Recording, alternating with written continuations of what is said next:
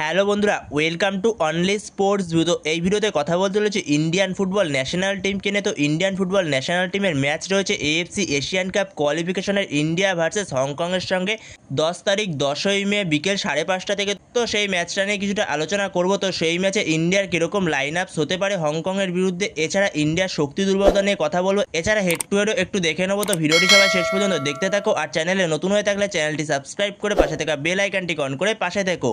তো সেখানে Indian national টিমের ম্যাচ রয়েছে 10 তারিখ বিকেল 5:30 থেকে এএফসি এশিয়ান কাপ কোয়ালিফিকেশনের। তো সেখানে যদি দুই দলের হেড টু হেড নিয়ে কথা বলা যায়, তো সেখানে দুটো দল মোট মুখোমুখি হয়েছে 5বার।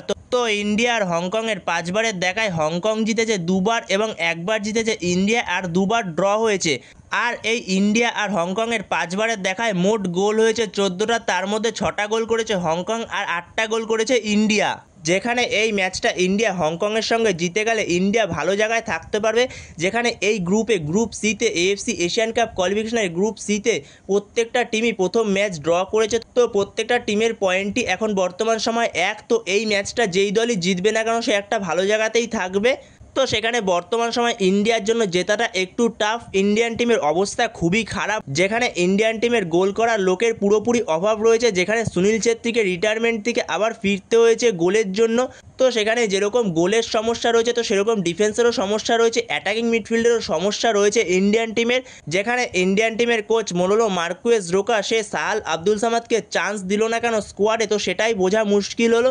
সে তো পুরোপুরি ফিট রয়েছে, তা সত্ত্বেও তাকে চান্স দিল না। অ্যাটাকিং মিডফিল্ডার, পারফেক্ট একজন অ্যাটাকিং মিডফিল্ডার, তো সেখানে সেই সাহাল আব্দুল সামাদকে চান্স দিল না। এছাড়াও ব্র্যান্ডন ফার্নান্ডেসকে আগের দিন যে থাইল্যান্ডের সঙ্গে ম্যাচটা ছিল ফ্রেন্ডলি ম্যাচটা, তো সেই ম্যাচটাতেও খেলায়নি ব্র্যান্ডন ফার্নান্ডেসকে।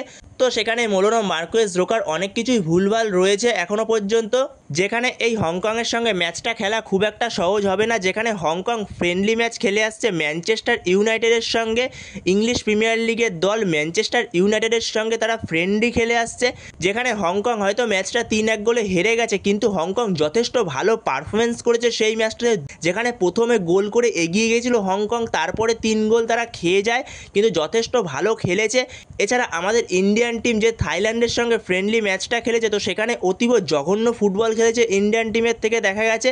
তো একদমই পাসিং ঠিকঠাক হয়নি, তো সেখানে গোলের অভাব রয়েছে।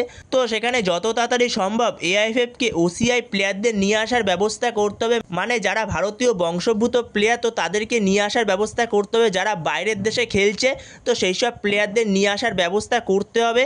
তো যেখানে 2026 ওয়ার্ল্ড কাপের জন্য উজবেকিস্তানের মতো টিম কোয়ালিফাই করে গেছে, কিন্তু ইন্ডিয়ান টিম কোয়ালিফাই করতে পারলো না। তো সেটা আমাদের ইন্ডিয়ার জন্য একটা লজ্জার ব্যাপার।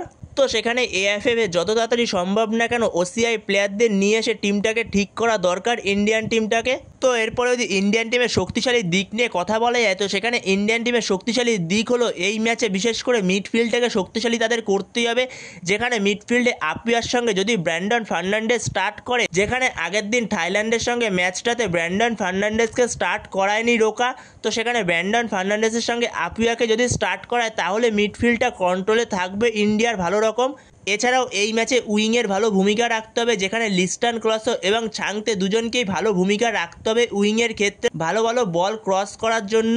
তো এরপরে যদি ইন্ডিয়ান টিমের লাইন আপস নিয়ে আলোচনা করা যায়, তো সেখানে ইন্ডিয়ান টিমের কোচ রোকা সে 4-4-2 ফরমেশনে যেতে পারে। যেখানে গোলে স্টার্ট করবে অবভিয়াসলি ভিশাল কাইত, আর সেখানে 4 জন ডিফেন্সের মধ্যে লেফট ব্যাক স্টার্ট করবে অভিষেক সিং। তো যেখানে সুভাশিস বোস নেই, সে যেহেতু চোটের কারণে ছিটকে গেছে, তো সেইখানে অভিষেক সিং স্টার্ট করবে লেফট ব্যাকে।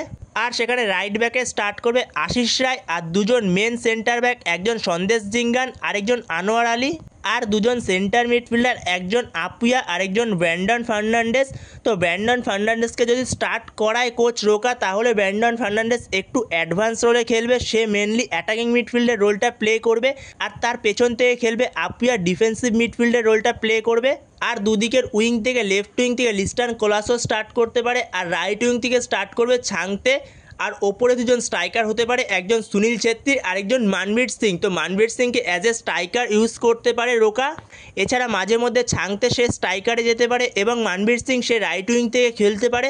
তো ভালো একটা ফরমেশন হবে এই ফরমেশনটা ইন্ডিয়ান টিমের জন্য। তো বন্ধুরা তোমাদের কাছে এই লাইন আপসটা কীরকম লাগলো অবশ্যই কমেন্ট করে জানিও। তো বন্ধুরা তোমাদের কাছে এই লাইন আপসটা কীরকম লাগলো অবশ্যই কমেন্ট করে জানিও। এছাড়াও ইন্ডিয়ান কোচ রোকা সে কীরকম লাইন আপস নিয়ে যেতে পারে তো সেটাও কমেন্ট করে জানিও তোমাদের এ বিষয়ে মতামত।